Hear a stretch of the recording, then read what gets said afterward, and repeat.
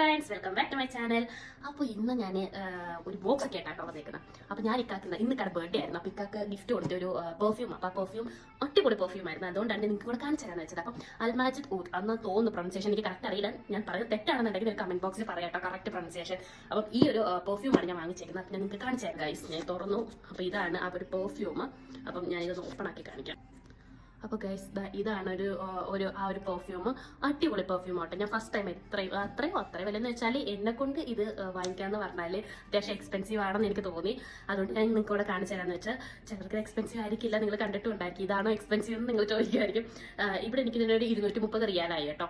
അപ്പം സൂപ്പർ, കുറേ ടൈം നമ്മൾ കുളിച്ചാലും ഈ ഒരു മണം പോത്തില്ല, അത്ര അടിപൊളി ഒരു പെർഫ്യൂമാണ്. അപ്പം നിങ്ങൾ GCCയിലൊക്കെ കിട്ടുമായിരിക്കും, എല്ലായിടും കിട്ടുമെന്ന് എനിക്കറിയില്ല. അപ്പം GCCയിലൊക്കെ ഉള്ളവരാണെങ്കിൽ നിങ്ങൾ ഈ ഒരു പെർഫ്യൂം ട്രൈ ചെയ്ത് നോക്കണം കേട്ടോ. അടിപൊളി മണമാണ്, അടിപൊളി